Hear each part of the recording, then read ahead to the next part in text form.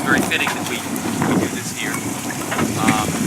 Many of you knew Hank much better than I did, and so I would like to open this in the tradition of the Quakers and ask anyone who wants to say a few words, an anecdote you remember, some thoughts, anything you'd like to say before we say goodbye to you. Everything was always planned out with Hank. He knew exactly what he was going to do for the day. And when he went shopping, he knew which stores he could save a nickel on something. That's just the way Hank was. So Linda and Hank and I used to spend 1 to 2 times a month. We'd go to Changanola, go shopping. And I'm going to pick on Linda a little bit too at the end of this, but Hank had his places that he had to go. You couldn't go to Changanola without going there. So when we went back to Alamirante, we would always take a cab back to take the bus up and a cab back. And we used a fellow by the name of Humberto. And Humberto was quite a character too, and Hank being fluent in Spanish, you know, they would chatter back and forth all the way back. Well, when we came into Alamirante, the bus station is on the right there that you would pick up the bus to the V.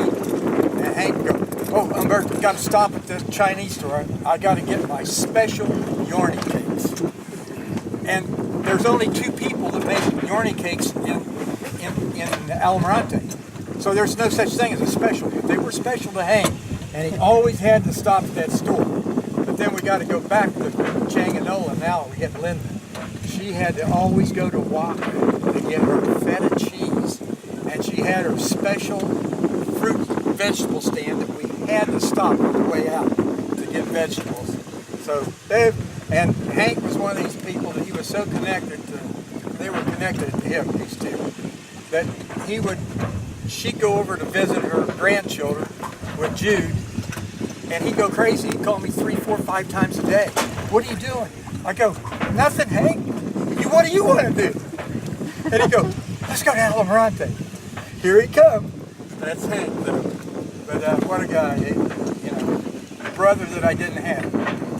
He'd make up a list, and the list was on a piece of paper, and it would be written in one direction, another direction, and on the back and on the sides of it, he'd flip it over, fold it 4 or 5 times, and all this information written on it. And he'd go into Casa Rosada, and I'd say, "What do you got to get?" He said, "I'm not sure yet." And he'd be taking the paper and flipping it over and turning it around and trying to find where he wrote and in what direction he wrote to get this one particular thing he wanted at Casa Rosada. The other one was, every time I saw Hank, or he called me on the radio, he'd call me on the radio, "I got a question for you. I got a question for you." Well, Hank, I got a question for you. What's it like on the other side?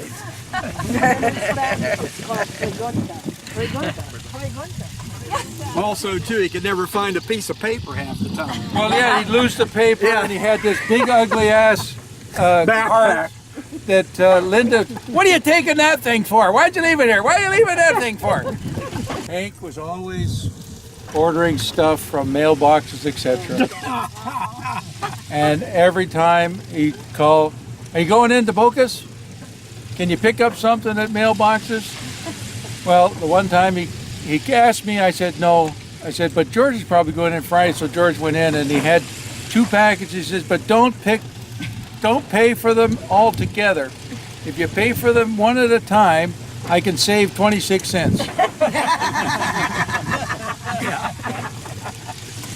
less than a year that I'll never forget.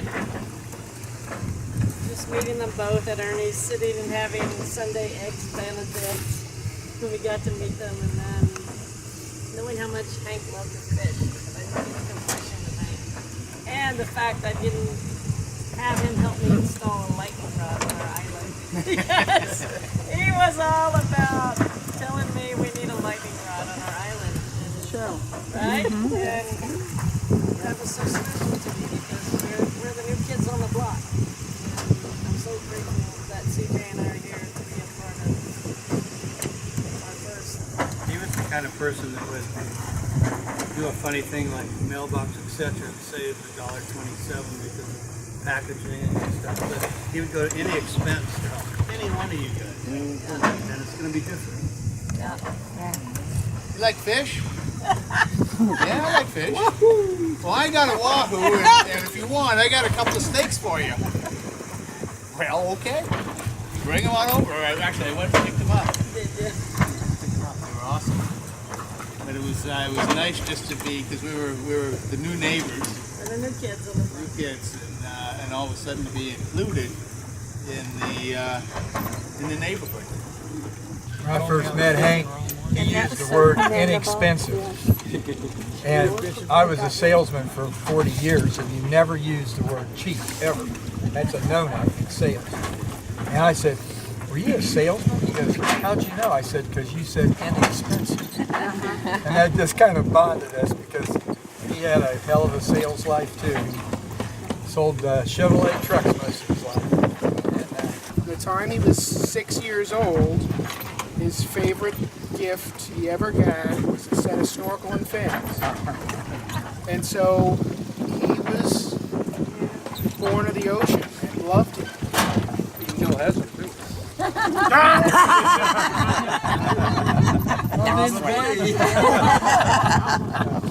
The memory I have is I'm at my mom's, and one of the things we used to like to do is sort of dive and snorkel and with the kids and spend time together.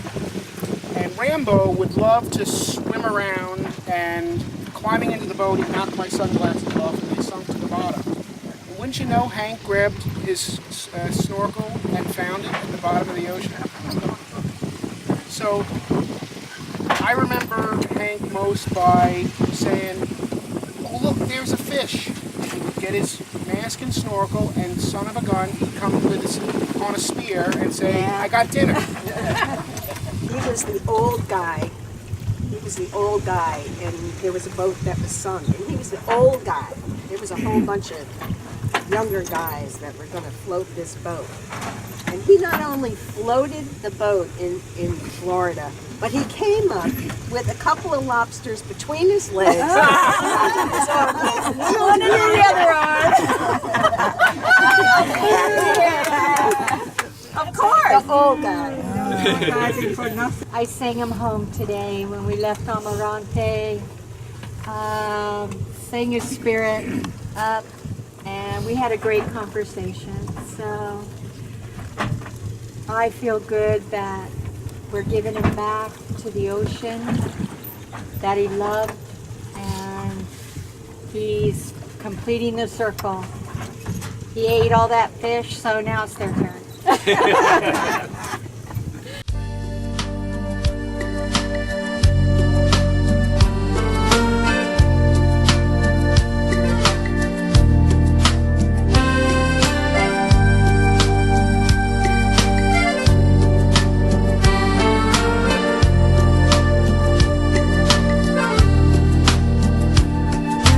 Papa, why do you play all the same old songs?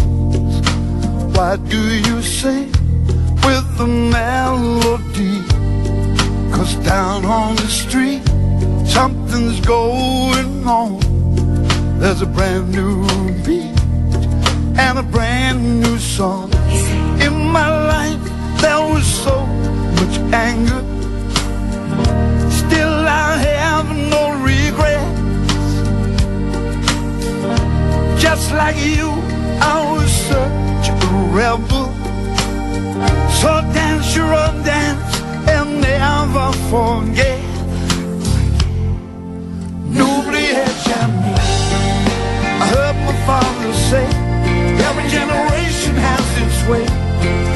I need to disobey. Nobody had me. It's in your destiny. I need to disagree. When rules get in the way, nobody had me.